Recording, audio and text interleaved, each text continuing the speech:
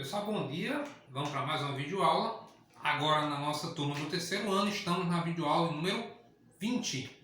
Pessoal, hoje nós vamos trabalhar as funções nitrogenadas, mas antes de começar a videoaula em si, eu vou pedir mais uma vez, desculpa eu estar pedindo isso de vez em quando a vocês, mas eu acho que a gente está tentando, eu faço isso para tentar atender da melhor forma possível.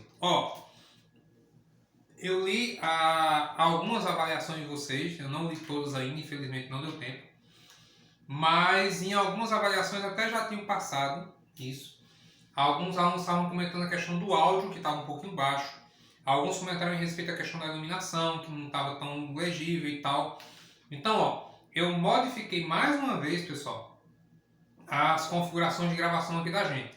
Então eu gostaria que vocês me dessem novamente, fizessem uma nova avaliação dessa configuração atual. Eu modifiquei, então eu quero que você me diga, Paulo, tá melhor assim, da forma que está agora?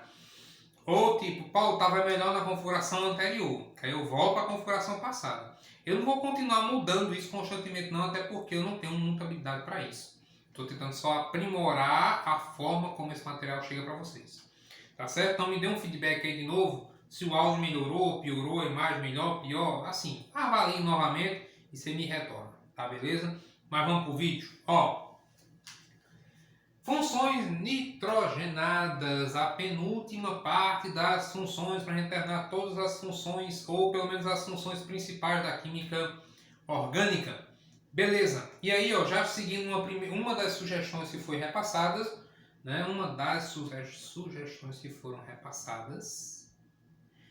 Eu vou tentar gravar vídeos um pouquinho menores, não extrapolar os 20 minutos, porque dizem que acumula, tem muita coisa para assistir e tudo bem, eu entendo vocês. Então eu vou tentar, juro que eu vou tentar, né?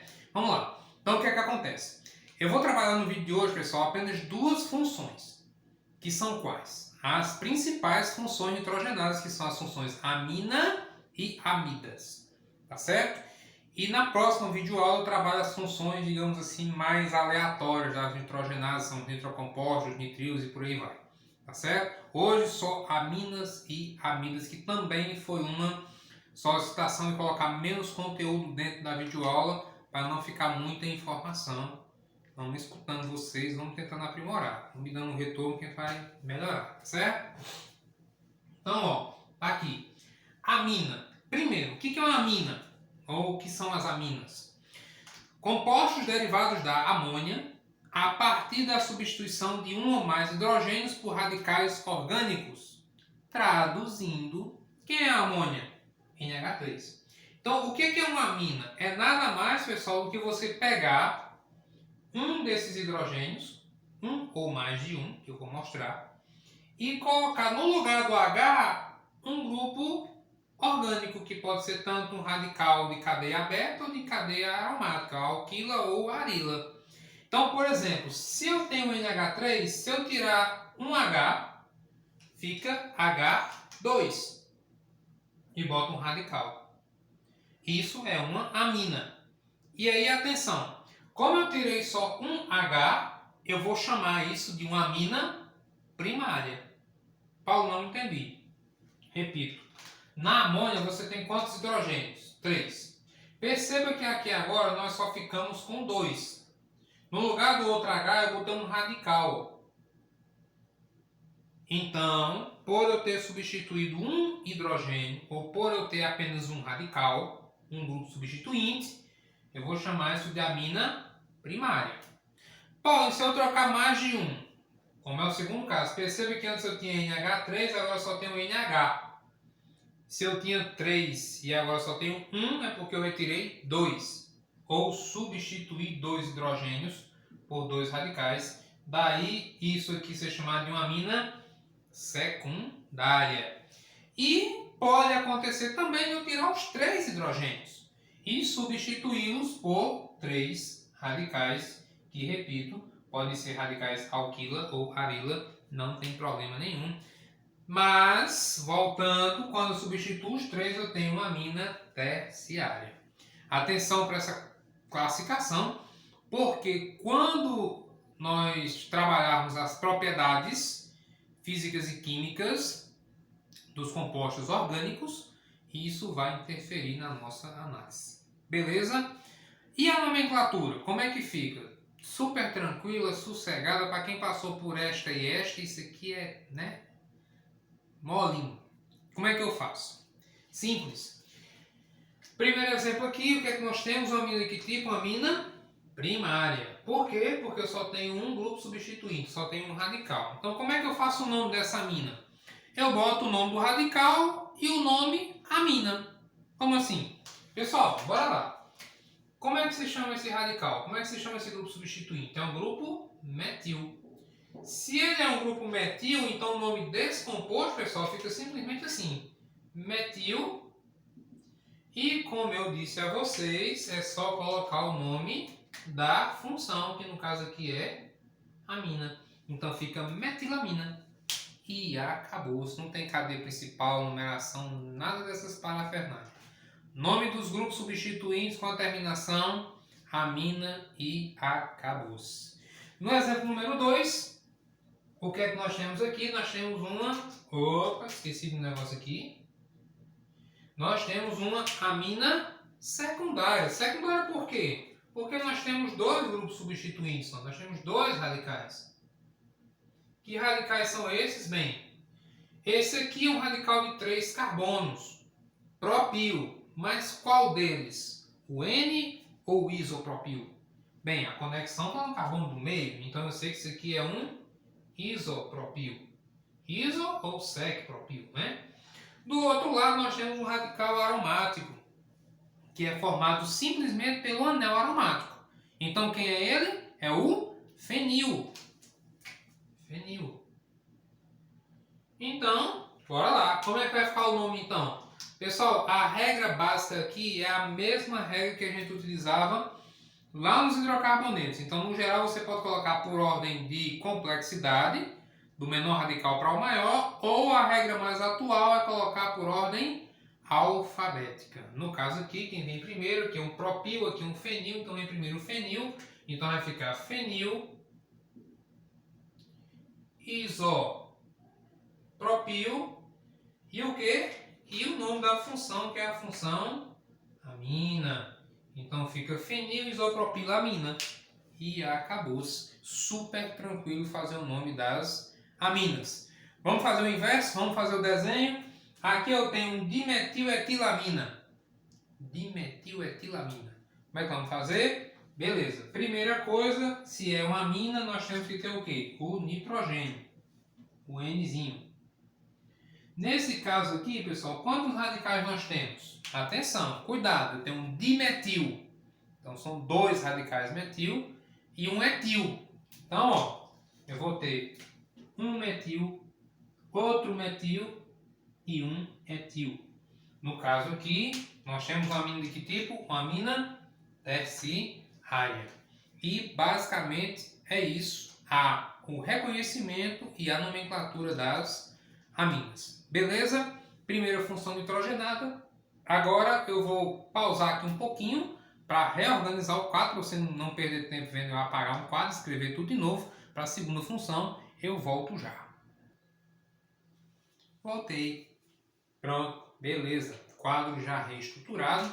Segunda função, as amidas. Pessoal, atenção primeiramente para o seguinte, nós vamos trabalhar com mais calma as reações, mas vez por outra vocês já perceberam que eu menciono a reação de origem, como foi no caso do éster, né? No caso das amidas, é bom salientar que ela é uma possibilidade, né, da origem dela ser a reação entre um ácido carboxílico e uma amina. Atenção a galera aí da biologia, vocês vão encontrar muito a função amidas, né, a função amida na questão das proteínas, certo? Depois eu vou falar direitinho das ligações peptídicas, dos aminoácidos e tal, mas observem isso nas proteínas, tá bom? Muito bem. O que é uma amida? De novo, é uma função nitrogenada, então tem que ter nitrogênio. Só que nesse caso, pessoal, primeira coisa, não vai se desesperar. Como é que eu vou fazer a diferença? A amina, você viu, tem só o nitrogênio. Na amida, olha só, você vai ter o nitrogênio, sim, mas ele vai vir acompanhado do grupo C dupla O. Então, amina é só nitrogênio. Amida, nitrogênio acompanhado de oxigênio aqui, ó, no carbono. Tá certo? Paulo, e essas interrogações aqui são o quê? Bem, é porque pode variar o que tem nesse nitrogênio. Ele pode vir na forma de um NH2, como é o caso aqui, ó. Certo? Ele pode vir na forma de NH, como é o caso aqui, ó. E pode vir na forma simplesmente do N. Pessoal, muita atenção, porque assim, eu já vi diversas vezes pessoal chegar, turmas de cursinho, já concluído o médio e tal, e não ver essa classificação. Então, atenção. Semelhante às aminas, as amidas também têm uma classificação, que é qual? A seguinte. Ela pode ser uma amida normal, NH2, mas ela pode ser também uma amida monossubstituída e uma amida dissubstituída. Calma. O grupo normal é o NH2. Semelhante ao que nós fizemos nas aminas, observe só. Se eu pegar um desses Hs e substituir por um radical, que pode ser alquila ou arila, ele vai ficar NH. Isso aqui, pessoal, que nós vamos chamar de amida monossubstituída. Se eu trocar os dois hidrogênios, como é o caso aqui, ó, não tem mais nenhum hidrogênio ligado no N, coloquei dois grupos substituintes, no caso aqui grupos alquila, eu vou ter uma amida dissubstituída. Então, se por um acaso você vê esses dois nomes, monossubstituída ou dissubstituída, não arranque esse cabelo da cabeça não. Calma, monossubstituída, eu tirei um dos Hs, botei um grupo substituinte. Dissubstituída, eu tirei os dois Hs e botei dois grupos substituintes, dois radicais. Beleza? Nomenclatura das amidas, também não tem nada de muito novo. Derrubei a caneta, altamente profissional, o cidadão, né? Tudo bem. Não tem novidade. Como é que eu vou fazer? Muito parecido com os compostos que a gente já trabalhou, os aldeídos, ácidos carboxílicos, nos quais a gente escolhe cadeia principal, faz numeração e bota o sufixo. Só que no nosso caso aqui, o que chama a atenção, o que se destaca, é que semelhante às aminas, o sufixo das amidas é o próprio nome também. Então, por exemplo, só que, repito, enquanto nas aminas a gente trabalhava só com o nome dos radicais, aqui não. Aqui é o nome do composto normal, como eu disse, com as regras todas, cadeia principal, numeração, radical, a coisa toda, tá certo? Então, bora lá. Como é que eu vou fazer? No primeiro exemplo aqui, eu não tenho radical, não tenho nada, é uma cadeia normal, então o nome simplesmente vai ser o seguinte. Eu tenho 3 carbonos, vai ficar prop, ligação simples AN, e aí, como eu disse, é só colocar o nome da função, amida.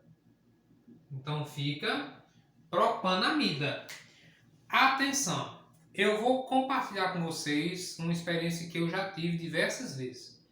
Existem questões que eu já vi em que eles acrescentam a letra O aqui no meio. Paulo, como assim? Em vez de ficar propanamida, fica propanoamida. Mas a regra da IUPAC, a regra que recomenda-se, é essa, sem a letra O. Tá bom? Mas, repito, se você pegar uma questão ou outra que tem o O, não se assuste, porque eu já vi isso acontecer. Tá certo, pessoal? No exemplo 2, o que é que nós temos?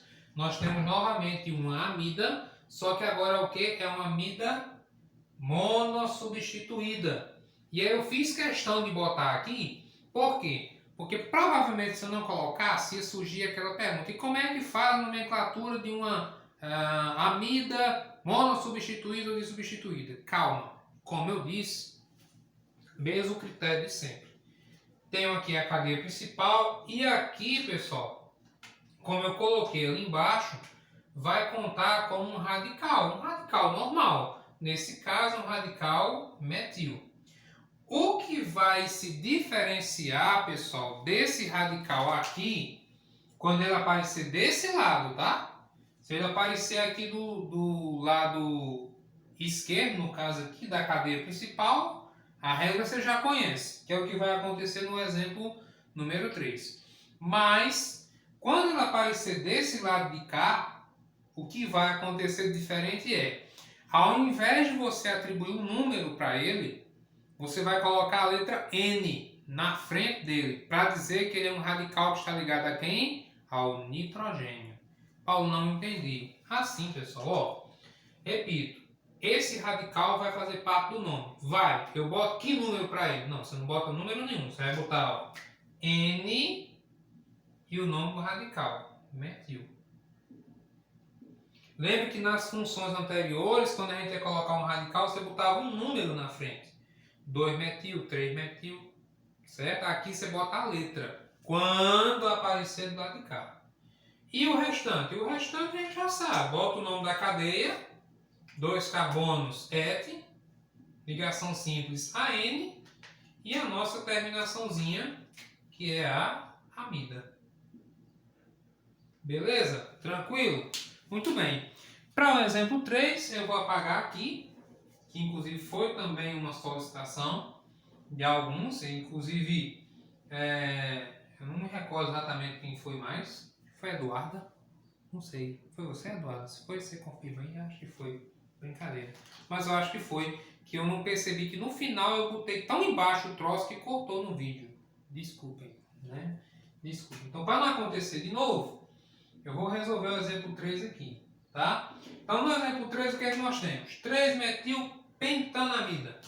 Bem, para começo de conversa, se é pente, são quantos carbonos? 5.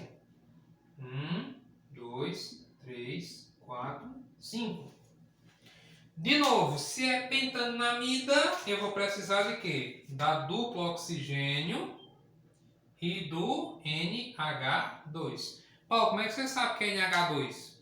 Porque, como eu disse a vocês, o meu radical aqui agora tem o quê? Tem um número. Não tem uma letra N, então não tem substituinte. É uma amida normal, certo? E o meu radical está onde? No carbono 3. De onde que vai partir a numeração? Óbvio, do grupo funcional. 1, 2, 3, 4, 5.